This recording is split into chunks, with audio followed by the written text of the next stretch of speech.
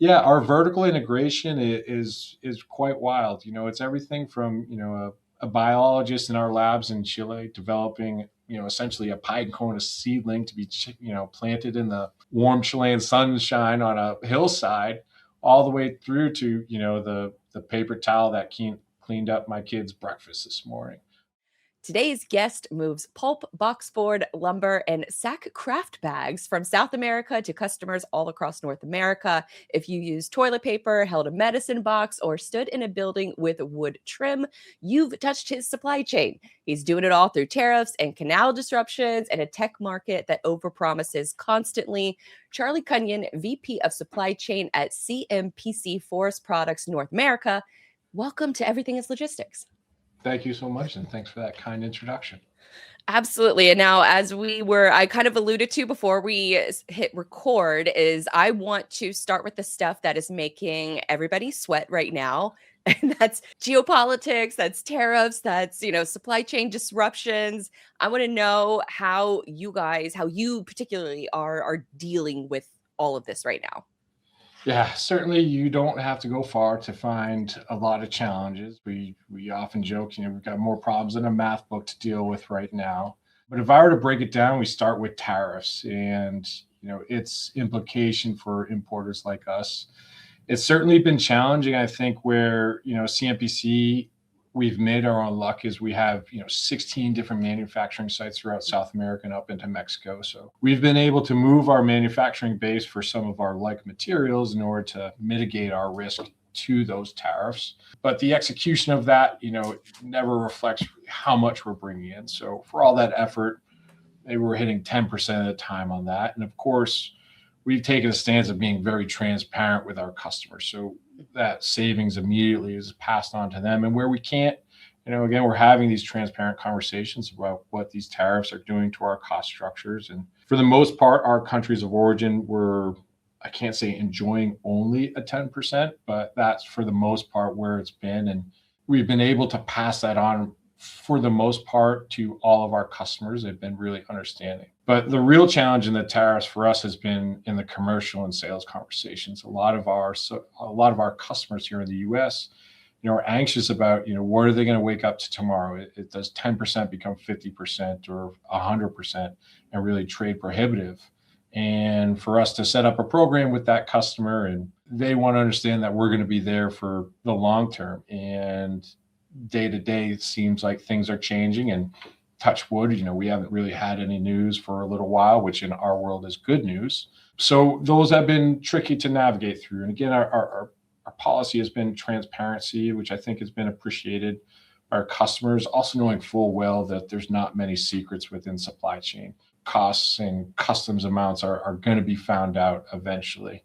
And so we've been able to be fairly successful, I think, when you benchmark against some of our competitors. And then you look at other geopolitical noise. And to me, wake up this morning and I'm looking at cost of oil and, want to be respectful to what's going on. But again, to boil it down to that without getting on a tangent, we're anxious that, general inflation that will come with increased oil prices is just going to be another challenge for us. But my message internally and my message, quite frankly, to myself is we've always had these challenges in some shape or form, whether it's COVID, whether it's low sulfur or VGM. There's always one of these, going to change the way you do business going forward type deals. And we still have to find ways to carve out market share. And then most importantly, take care of our incumbent customers. So again, despite all of these challenges, we feel like we can continue to form a supply chain that adds value, even in a really hard market, and keep pulling on those levers, keep empowering smart people within the team. And so far, so great. Like you just mentioned, checking the price of oil, this morning. What does, I guess, sort of like do you have like a dashboard that you're looking at and following all of these things? Or is it just, I guess, sort of quote unquote regular news consumption that you're just keeping on top of?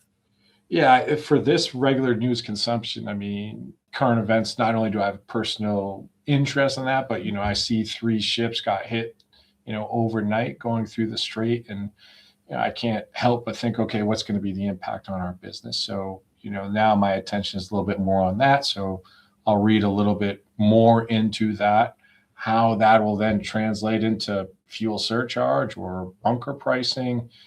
I don't know exactly what that exact correlation. The internet will give some opinions on that, of which I'll take. We'll have to, again, have that open, transparent conversation with not only internally for, our stakeholders amongst my colleagues, but also to our customers. So I don't have a dashboard with bunker pricing on it, but it's only a click away. Now, with everything that's going on, I guess, the Strait of Hormuz, if your locations are in South America outside of oil, is there anything else that those situations would affect your shipments? It would be, a tangent to get to, that direct correlation. But certainly if we see, stalls in shipments getting through transshipment ports, that will ripple through. But for the most part, we will be insulated on that north-south trade from, compared to folks who are doing the Asia to Europe trade, who are probably going to feel this a little bit more.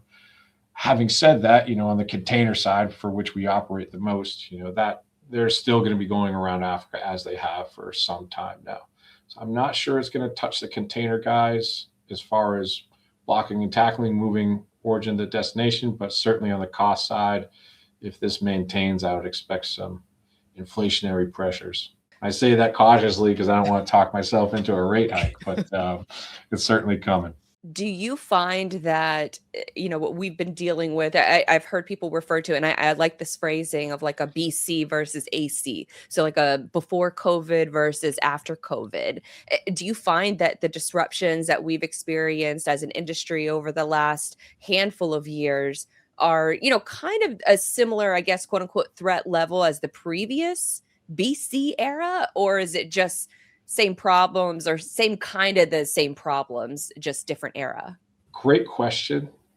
They all have a little bit of a different flavor, but they're really just challenge what we've had established and we quickly learn through. But I'm not convinced that these are, once in a lifetime events. Again, I could rattle off, I can remember when I green fence and we got rid of waste paper to China. We had low sulfur. We had the VGMs, for which at one point, we had a spreadsheet of every container in circulation among the top 18 steamship lines. And we were going to try to manage VGMs via spreadsheet that way. And that ate up a month or so and creates all kinds of contingencies. Again, where is XYZ carrier going to bunker with very low sulfur? Because there's not enough. Turns out there's plenty. I just feel like there's always something. And then for COVID, I feel like we had that initial shock where everything shut down. And then we enjoyed the problems of, oh my goodness, like demand and sales are through the roof. And now I need to hustle in order to make that happen. So any situation where the correlation of our effort reflects how much money we're going to make, give me those problems all day long. And don't get me wrong, I'm a little bit of a glass half full when it comes to those things. But again, even in a down falling market, we can find ways to carve out market share. And especially our new joint venture that we have in the United States, we have the opportunity to really insert ourselves into the market in a big way with different ideas. And I don't care what the market's going to do, we're going to enjoy some successes with the new model that we have. And as a high level view for somebody who doesn't know anything about forestry supply chain, you mentioned the 16 sites in South America. Are they all, sort of divisions where it's like, I know sustainability is also a really important aspect to the company as well. So is it with these 16 facilities, is it the growing and the processing? Is it the tree removal? Like, is all of that happening at each of those spots, or is it kind of a spread out supply chain? Yeah, and also certainly we are largely vertically integrated. And thanks for mentioning the sustainability spot. I'd never want to miss a chance to plug that. According to the Dow Jones Sustainability Index, we're the most sustainable forest products company in the world for a third year in a row. It's something we really take very seriously and are very proud of. Again, which I'm unashamed to continue to plug that. But yeah, our vertical integration is quite wild. It's everything from, a biologist in our labs in Chile developing, essentially a pine cone seedling to be, planted in the warm Chilean sunshine on a hillside, all the way through to, the paper towel that cleaned up my kids' breakfast this morning. And so it's really fascinating, a lot of fun to kind of go through that. And being vertically integrated, again, allows us a lot of flexibilities to manage through these disruptions where, I'm not beholden on a lot of third-party vendors for the inputs into our supply chains. And the same principles that go into that, we want to take toward our customers here in the US, because we're often upstream in their supply chain. So what would a third-party vendor feel like if it was almost vertically integrated into them? So what can I do to just feel like an extension of their manufacturing process? So looking internally at what we do there and then trying to apply that to our customers has been really successful. If you're in freight sales with a book of business and you're tired of building someone else's company, this one is for you. SPI Logistics helps experienced freight agents run their business with real back office support behind them. That means help with admin, finance, tech, and the day-to-day stuff that eats into your time and your sanity. So instead of getting buried in receivables, payables, and internal nonsense, you get to focus on what actually grows your business, serving customers, and bringing in freight. If you've been thinking about making a move, go check out SPI Logistics at SPI3PL.com. That's SPI, the number 3PL.com. And so then I guess from like a more of a logistics angle of it is, so all of the product is, it's not like a rare mineral where you have to extract the rare mineral and then send it over to this country for refinement and processing, and then it goes back to this country. Is it all primarily the processing done in South America, or is it kind of shipped up to maybe Central America or, a port Sure. in the US? Yep. Yeah. So for most forest product mills, whether it's a linerboard mill, a pulp mill, or a paper mill, their access to fiber often dictates their success. So again, we're very fortunate that, the radiata pine that grows in Chile and the eucalyptus that we manage in Brazil, all within a very tight radius of our mills. So those inland costs, which go into really, again, how competitive we can be in the market, are crucial to our success. So having everything within, a day's truck drive is super important to us. And that would, lend true to any mill within the US that owns its own fiber. And by fiber, I mean owns its own trees. Oh, that's interesting. There's all this like industry slang that you're throwing out here, and I'm trying to decipher it because it sounds really fascinating. Because when you think of forestry products, I wouldn't have thought of eucalyptus as a forestry product. Yeah, eucalyptus, it's a hardwood that grows extremely quick. We have several plantations that we own, hectares upon hectares of it in Brazil, for which we bring into our mill, and it provides kind of that opacity and that strength to a lot of tissue and towel products that we use here, also in specialty papers. And I'll try not to geek out on the pulp and paper side, but it touches so much, from TV screens to toothpaste to paper towels. Oh wow! So hold on, actually, double tap into that because I want to hear you geek out about that stuff.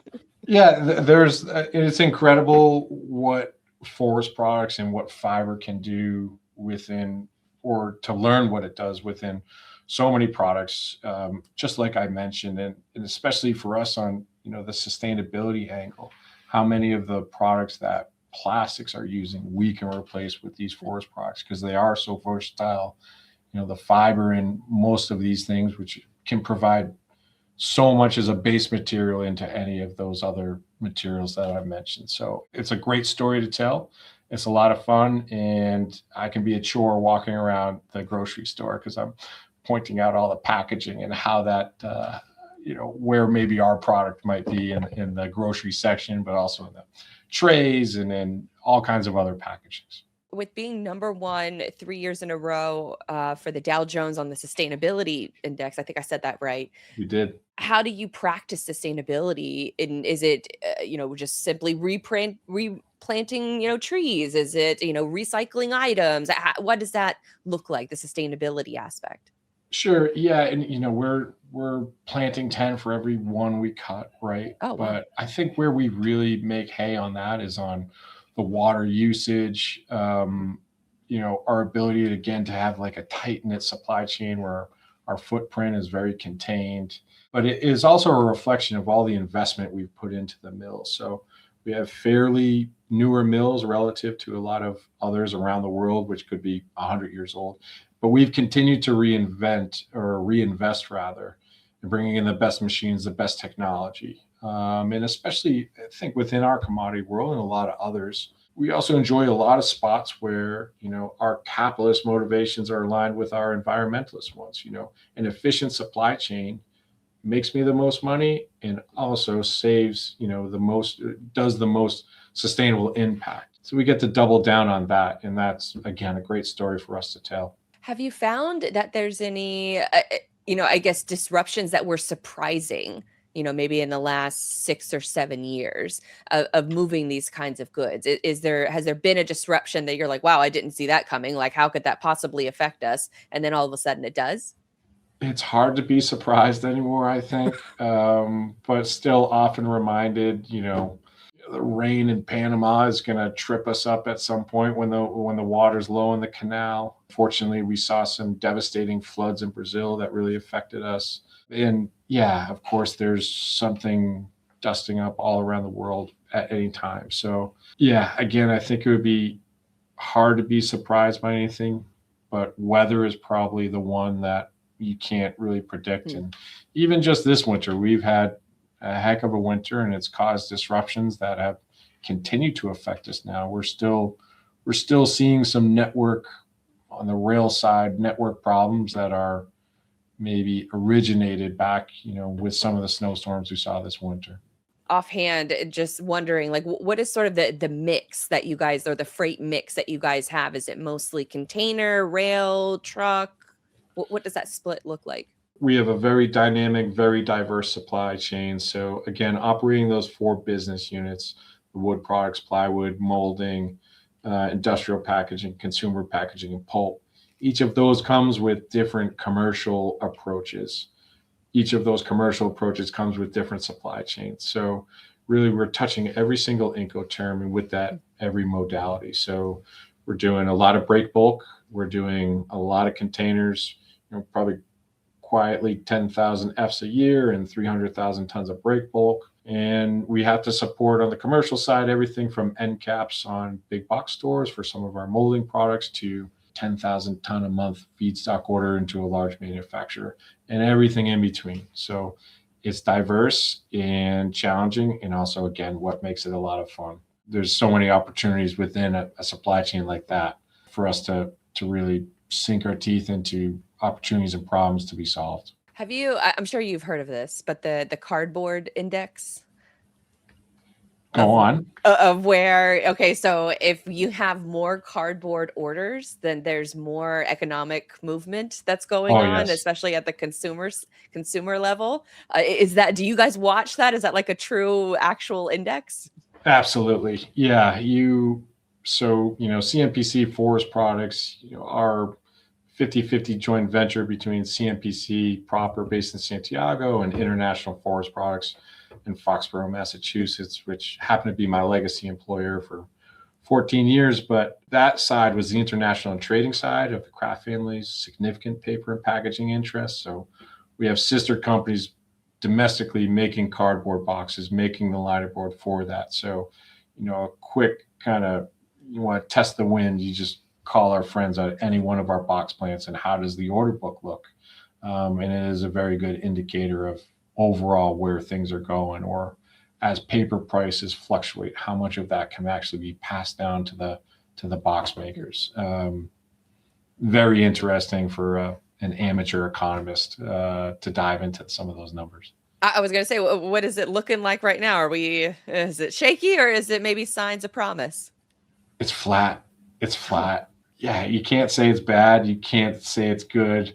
It's kind of this purgatory of, hoping whatever needs to happen for these to bounce up off the bottom happens. And again, that's where, that's mentality. We need to continue to carve out market share, take care of our customers.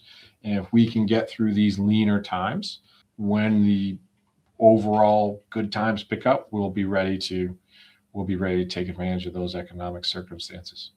Now, I imagine with your role, you've probably already had a seat at, sort of the boardroom table, the boardroom meetings. But there's kind of a joke that goes on in our industry that, oh, supply chain actually has a seat in the boardroom meetings now. Have you found that, that are more people, your colleagues or family members, are they asking you more about, what's going on with the supply chain, what's going on with cargo ships stuck in the Suez Canal, or is that happening to you? Yeah, certainly the Suez Canal elicited, texts from my mother about, work related stuff, and small talk with people at cocktail parties. People are a little bit more interested in what I do. But yeah, I have the one anecdote, at one point, it's a family owned company. The son and the father, I was in between their offices. They're very spread out, but every once in a while, boss would walk by and drop big red pen circled article in the Wall Street Journal. Hey, what's this mean to us? Or can we do anything to take advantage of that? Maybe I'd get that every 6 weeks.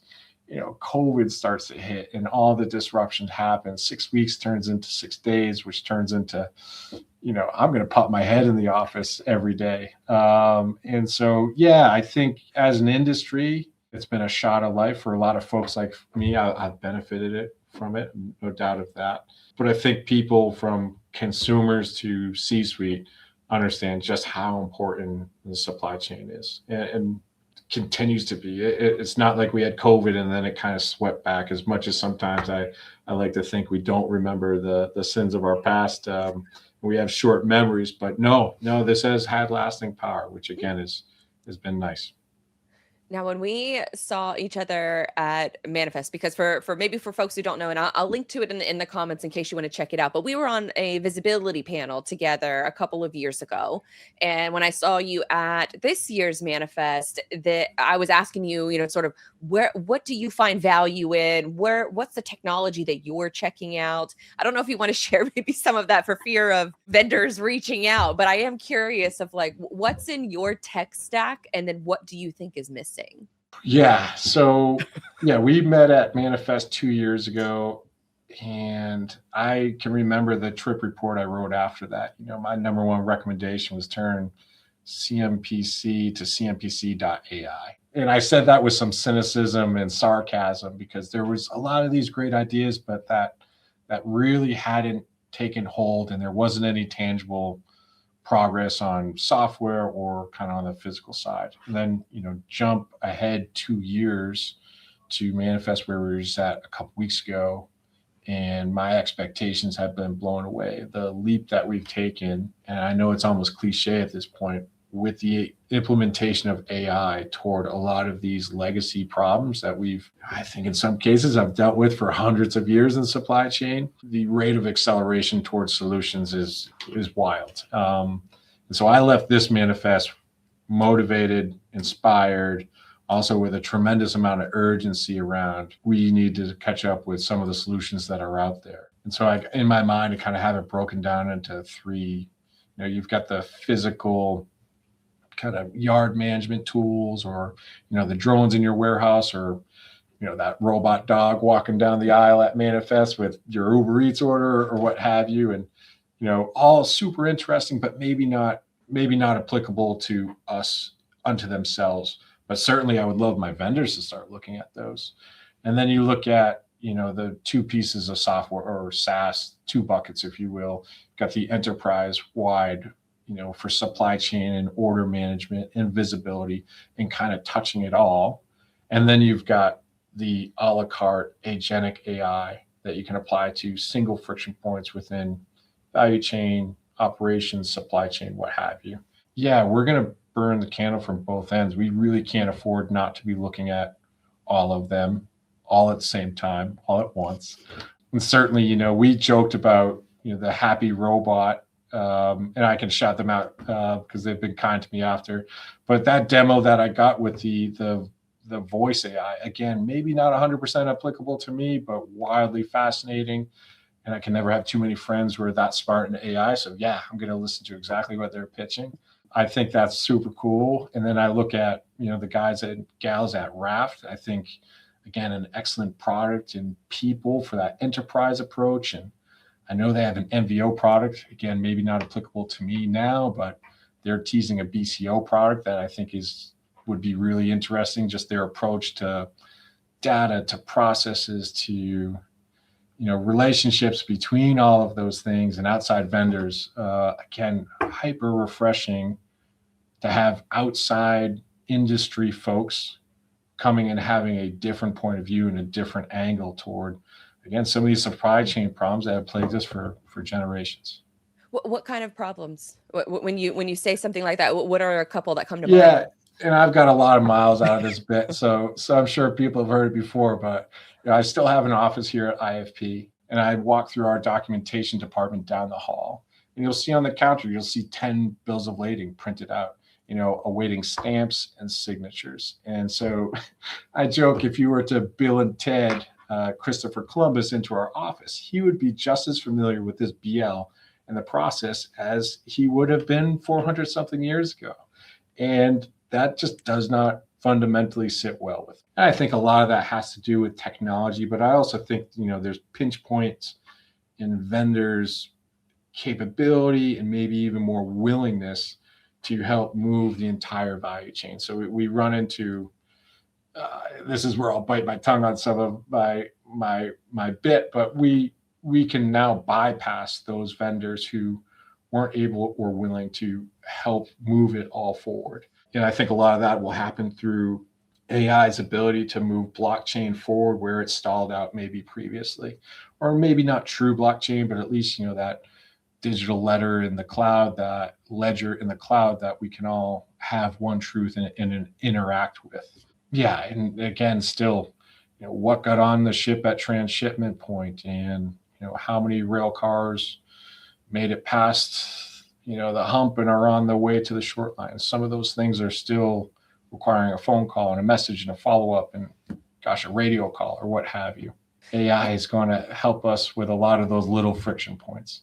And so that's maybe, if I'm reading between the lines here, that it sounds like what your tech stack is like a couple legacy systems and then maybe a couple independent tech solutions, and then where maybe all of those companies might not be willing to make the necessary upgrades for AI, or even from a data hygiene standpoint. Maybe some of these other players are coming in to offer, is it almost like a Band-Aid to a broken leg, or is it, almost just like like a GLP-1 boost or something?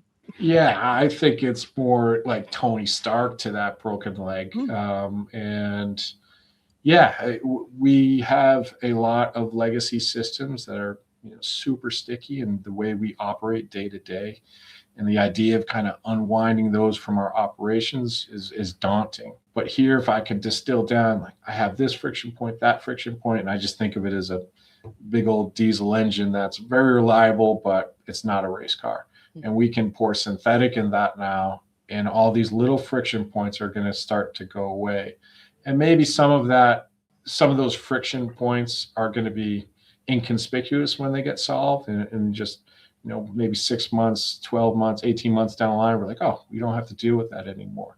And I think there'll be some other splashy results, but I do think we have a ton of these little things where, it takes another email, it takes another phone call. And again, another takeaway from Manifest, in describing some of our use cases, we would get some very pointed, candid questions back. Well, why are you doing that? And for someone who prides himself on continuous improvement, it was good to be challenged on that and say, what, goodness, I've normalized the fact that I need to make another phone call in order to find out that information. Why isn't that happening automatically? So very exciting.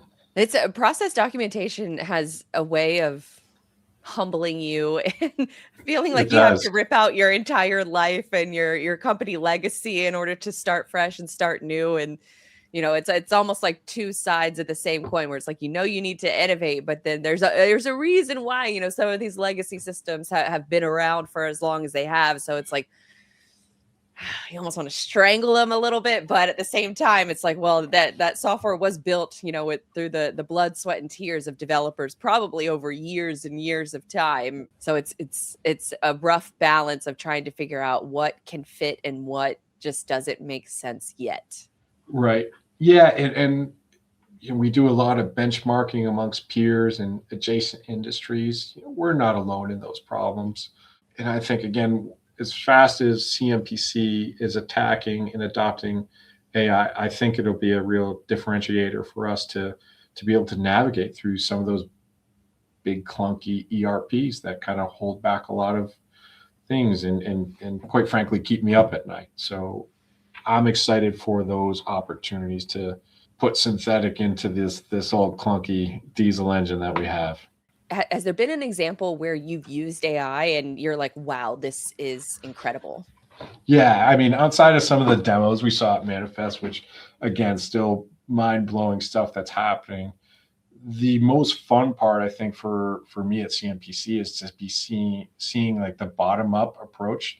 I am so far behind, my team with their adoption, and it's everything from as simple as Copilot or GPT, but then some of the just within the Microsoft suite, what they're doing to get through, their inboxes, to get some process maps and some simple logic going. And I mean, quite frankly, I think some of these younger folks are really close to just developing their own agentic style to implementing AI.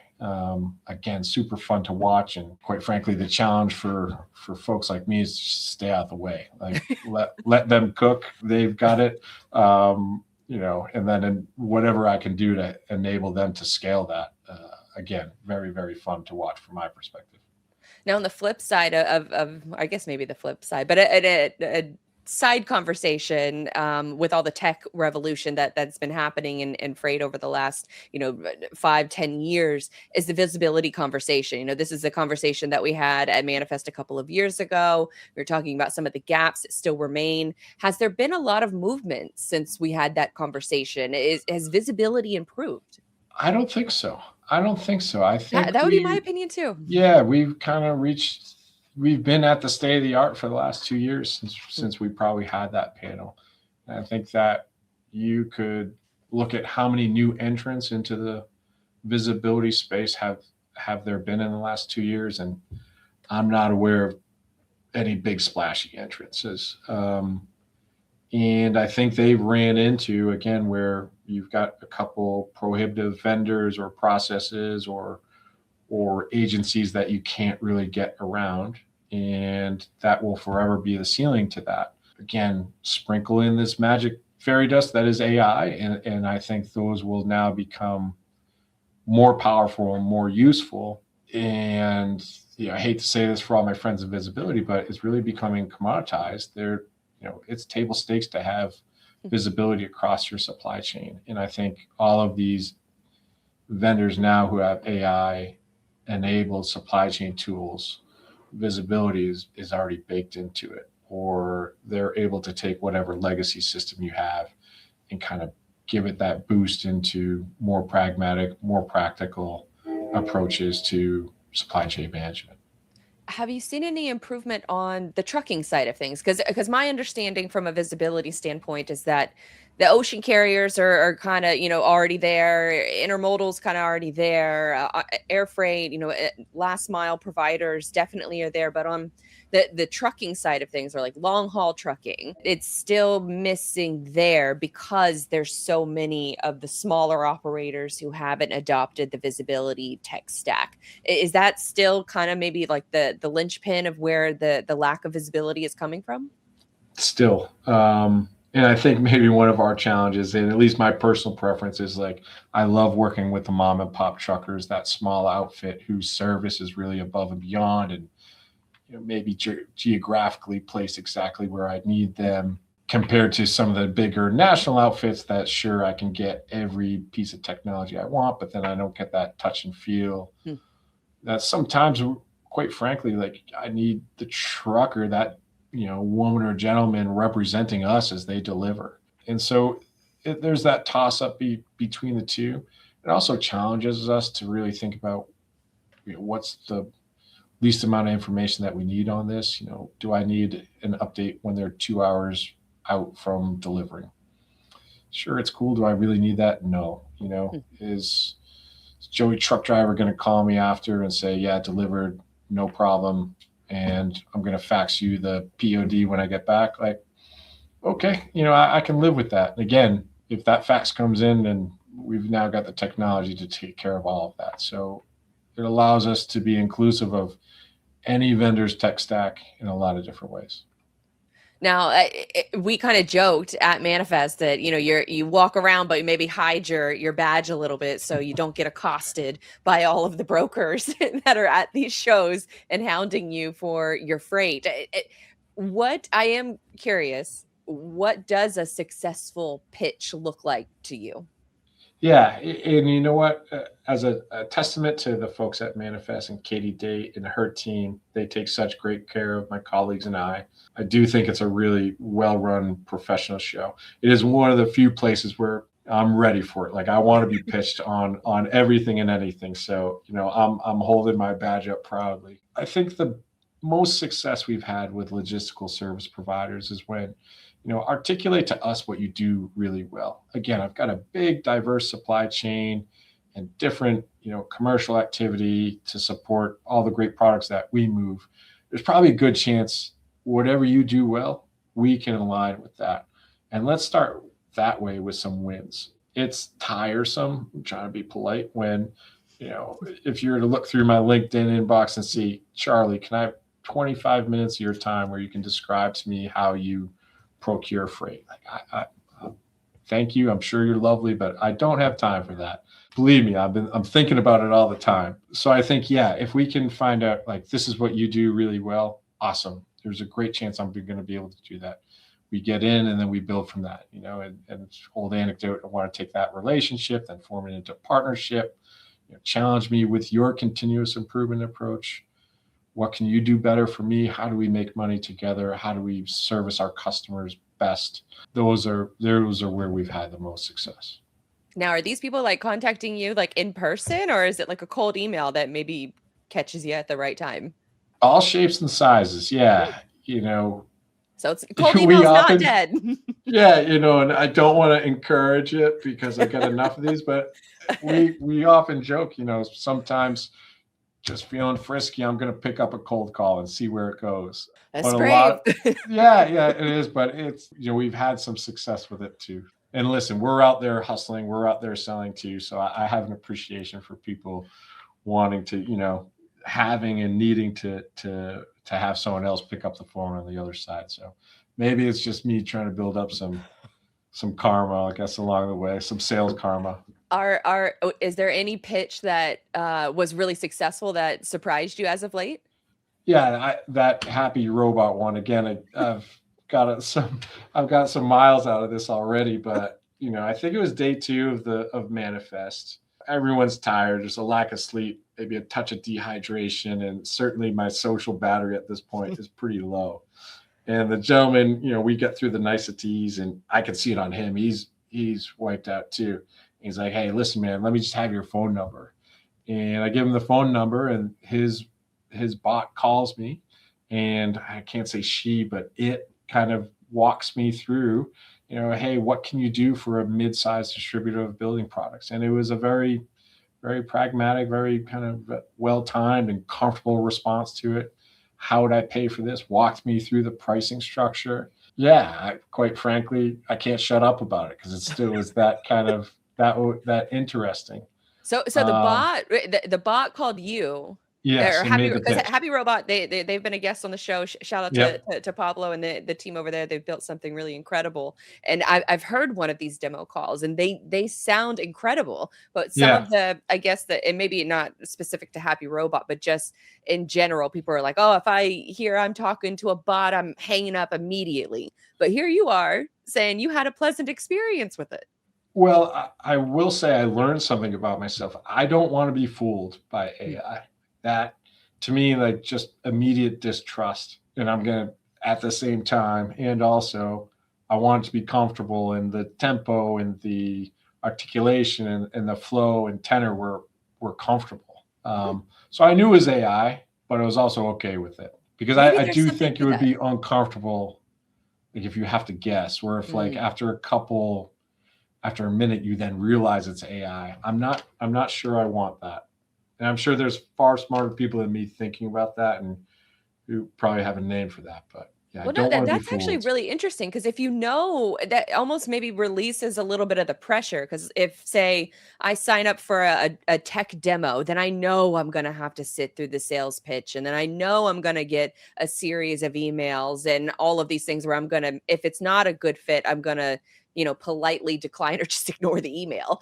But on the flip side of it, if you know that there maybe isn't any pressure that you're going to have to be converted on that call, that you can just get some information without sitting on a webinar, then maybe that's a right way to pitch some of these, freight services that are using these tools is that, hey, this is an AI that you can call and it is an AI. So just so you know ahead of time, but it's going to give you all the information that you want. Yeah. And again, I probably won't sign up for that just because I don't really need kind of that vocal AI approach. But all the other things that they do are super interesting to me. And I can draw inspiration and knowledge from that. And again, I can't have enough friends, who are that smart and in this space. It's just, I'm here for that again. And then I'll go back to that enterprise side, the way Raft, I think, is approaching almost as I won't say the C consulting word because that's not true of it, but it really looking at how that interconnectivity and it's more than just process of mapping between, bills of ladings and bookings and, operational milestones. And then also like behavioral stuff on who's going to touch what and how fast. I see how they do that so quickly and so elegantly.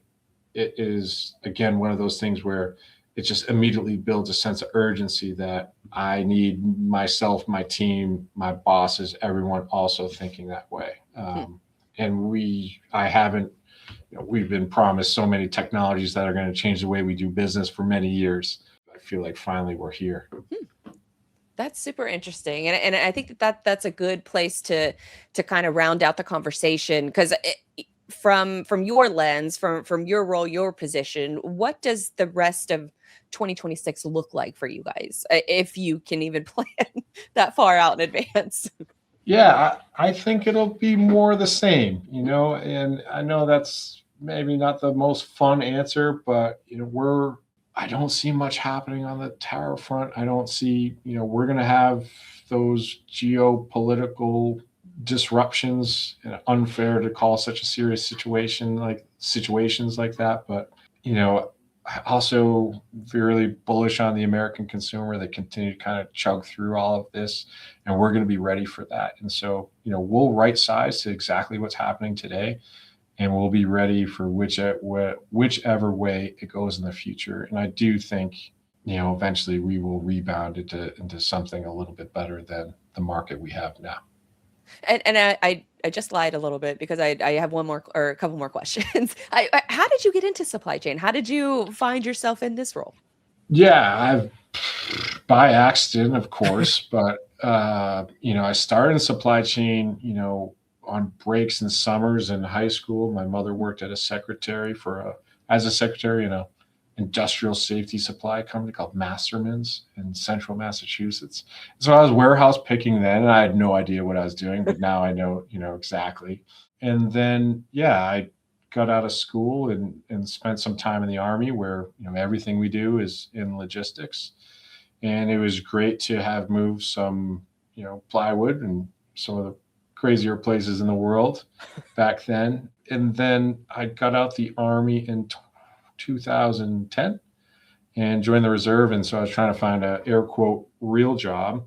And you would have had 5 resumes of mine by now. And I was trying to network my tail off, but it was a difficult time to find a job. And I had a shoe in at IFP for an accounting role, actually, and was actually hired for an operations role, which I've been so grateful for, to be able to join the Kraft family and then grow through there. And that role really touched a lot, whether it was supply chain, inside sales, accounting, all of it. And I really enjoyed the, kind of dynamic, didn't know what you were walking to every day of supply chain. And so moved over to there. And yeah, the rest is history with IFP. And then we formed this joint venture, CMPC Forest Products, with our partners at CMPC in Santiago. And I was really lucky to be able to join this project, which I've been with since the beginning of 24. And yeah, I really like it. And it does boil down to every day something new and the opportunity to make it better, which is a lot of fun.